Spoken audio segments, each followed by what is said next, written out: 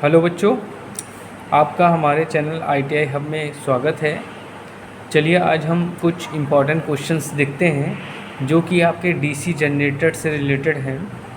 अगर आप मेरे चैनल पर नए हैं तो प्लीज़ मेरे चैनल को लाइक करिए, शेयर करिए एंड सब्सक्राइब करिए, जिससे आपकी अच्छे से तैयारी हो सके।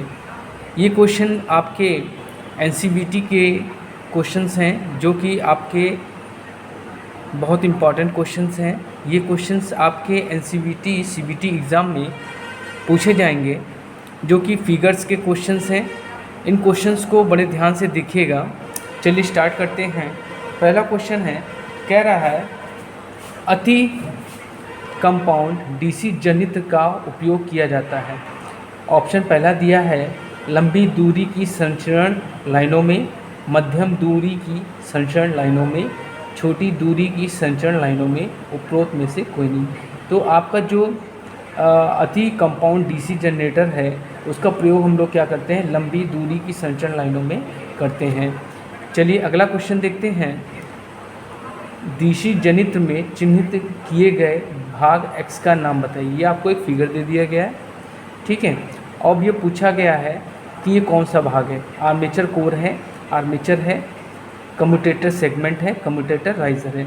तो बच्चों ये आपका क्या है, ये भाग आपका कम्यूटेटर राइजर है, ठीक है।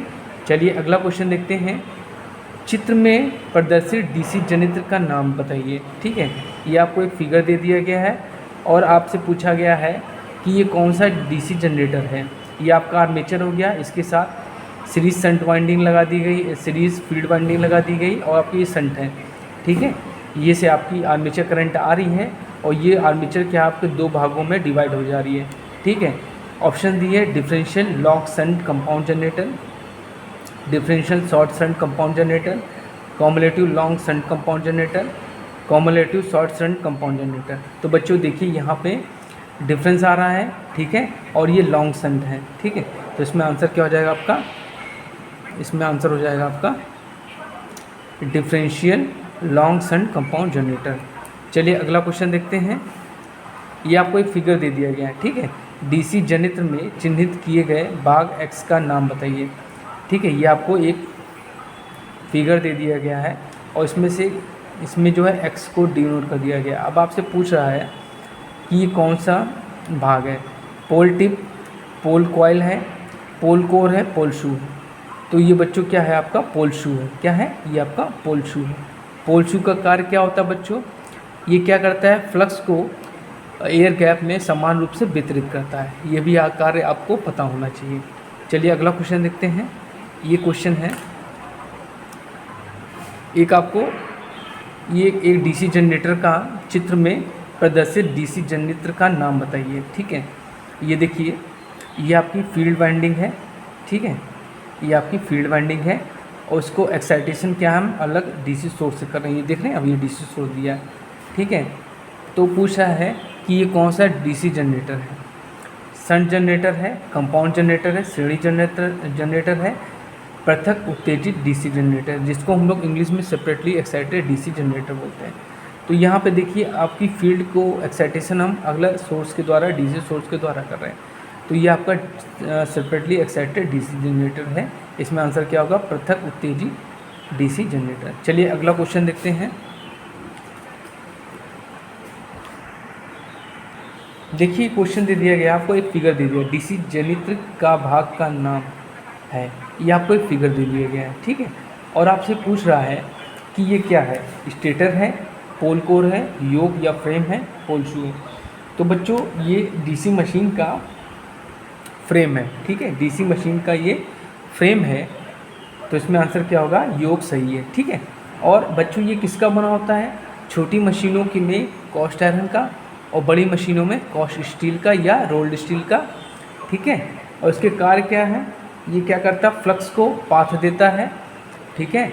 और ये क्या करता है, बाहरी आघातों से बचाता है, ठीक है। और मशीन के सभी पार्टों को धारण करता है। ये भी आपको पता होना चाहिए। चलिए अगला क्वेश्चन देखते हैं। ये आपको एक फिगर दे दिया गया है, कह रहा है DC जनित्र का भाग का नाम है। ये आपको एक फिगर दे दिया गया है, ठीक है। और आपसे पूछ रहा है क्या है, ये साइड एंड प्लेट है, पोल शो लेमिनेशन है, कम्यूटेटर सेगमेंट है, आर्मेचर कोर लेमिनेशन। तो बच्चों ये क्या है, आर्मेचर कोर लेमिनेशन है। चलिए अगला क्वेश्चन देखते हैं। बच्चों ये फिगर दे दिया गया है और वो आपसे पूछ रहा है कि इसमें एक्स किसको डिनोट कर रहा है। ठीक है, ठीक, full load voltage drop, armature voltage drop, armature reaction drop, shunt field voltage drop. तो बच्चों ये जो है ये आर्मेचर रिएक्शन को इंडिकेट करेगा। ठीक है, आर्मेचर रिएक्शन को इंडिकेट करेगा। और जो ये पार्ट है इसको चलिए वाई मान लेते हैं, ये आपका आर्मेचर वोल्टेज ड्रॉप को इंडिकेट करेगा। ये आपका आर्मेचर रिएक्शन को करेगा और ये आपका आर्मेचर वोल्टेज ड्रॉप को इंडिकेट करेगा। ठीक है, चलिए अगला क्वेश्चन देखते हैं। स्लॉट को एक्स के रूप में चिन्हित करने का उद्देश्य।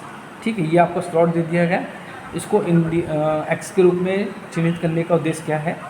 कुंजी को ठीक करने का तरीका, वायु संचलन बनाने के लिए, सॉफ्ट को आसानी से हटाने के लिए, स्नेह उद्देशन के लिए। ठीक है, तो बच्चों आंसर क्या होगा, इसमें होगा कुंजी को ठीक करने का तरीका। ठीक, चलिए अगला क्वेश्चन देखते हैं। यहाँ आपसे चलिए अगला क्वेश्चन देखते हैं।